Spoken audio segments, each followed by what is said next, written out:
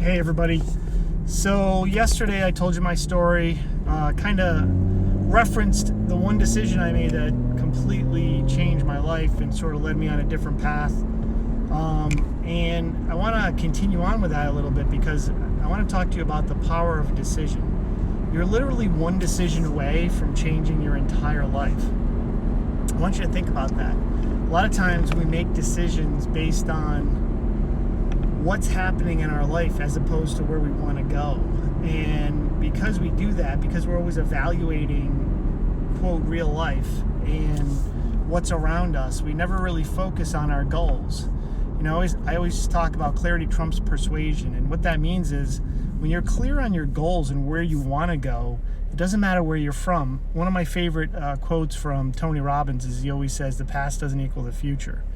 And it's really true. I think I mentioned yesterday that every decision I made that ended up either falling apart or the business went sideways or whatever happened ended up being sort of a good thing. You learn lessons. You know, it's funny, successful people, we always talk about, fail faster.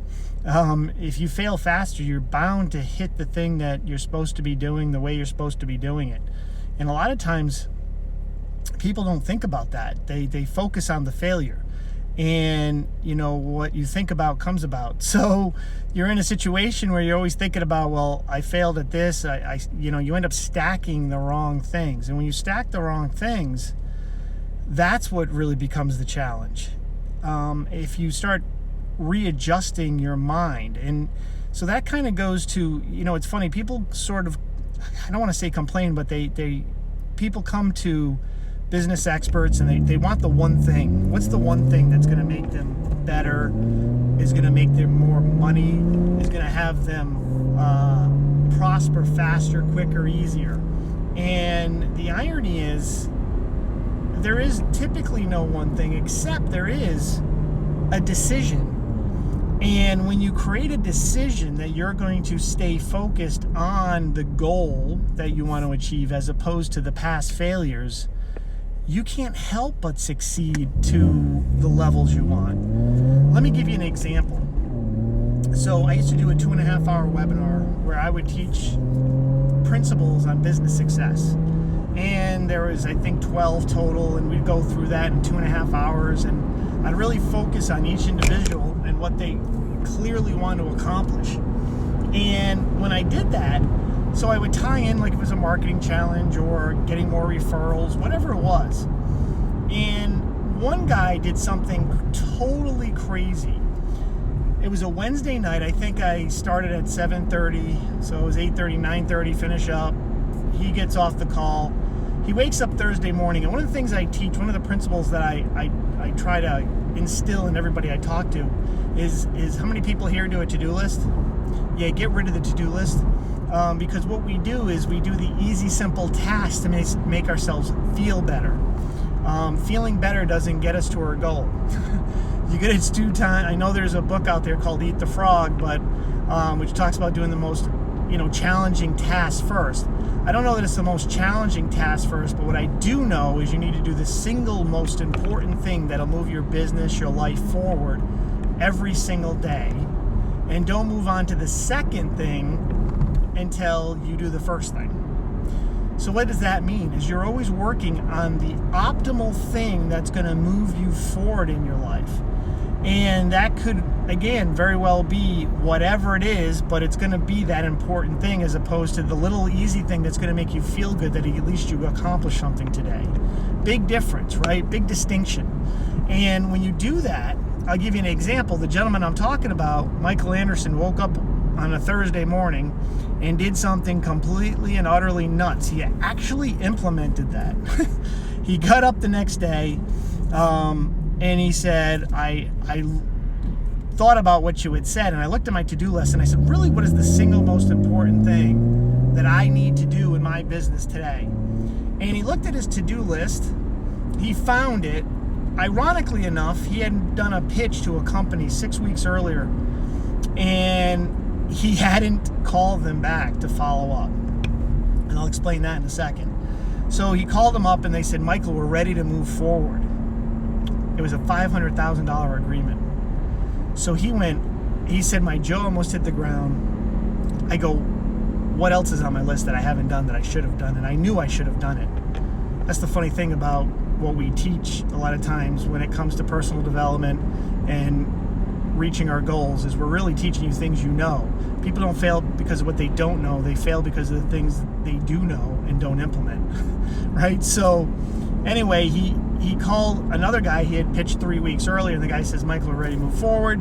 So he created $1 million in 24 hours, and he said, he left me a testimonial. He goes, Bob, I'm going to leave you a phone testimonial because I was flying out to Canada to do a presentation. I didn't answer the phone. He goes, I'll get you another testimonial, but man, just using some of the simple strategies and techniques you taught me the other day, I went from $1.2 million, and he goes, not a lot of that falls to the bottom line, but I doubled my sales in one day. I went to $2.2 million today, and I called him up and I asked him, I said, let me ask you, can I ask you why you didn't call? Was it the hope or was it the hope of a yes was better than getting an actual no? And by the way, this goes into sales, and we'll have discussions on that at some point, but I'd rather get a no and either try to overcome the objection and figure out what I could or couldn't do to resolve that than wait on that hope, because hope's not a strategy. I'm going to say that again, hope's not a strategy. So it completely changed his life.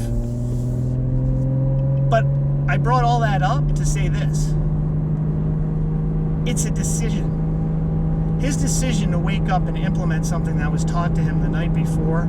I know all of you probably listen to this have seen other programs or have invested in yourself or have done things previously that you should have implemented. You know, like your heart, your mind is telling you this is what you need to do, and yet you don't do it. And that's why a decision is so important. To change that decision, it changes your paradigm, it changes the belief systems, it changes your blueprint, it changes almost everything, and it starts with one decision. And T. Harv Eker says, he talks about how we do anything is how we do everything. And just so you know, that is so true. And you gotta fight that at times, right? And man, I should put the car in. It's kind of noisy. Let's get it out of. So anyway, decisions change everything.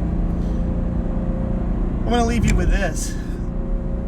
If you make the right decision and follow through, and you continuously just make decisions and tweak when the outcome happens, you analyze and improve upon it, and you continue to move forward, you can't help but succeed. It's really simple math. I mean, I failed so many times, I can't count it on I've been fearful so many times. There's so many things I've done that I knew at that moment in time I was taking a huge risk, or I was scared. And yet you just put one foot in front of the other. Right? So you're one decision away. And that's going to be the theme I'm going to use from now on. You're one decision away from changing your life. So go out there today, make a decision, and live that life. We'll see you on the other side.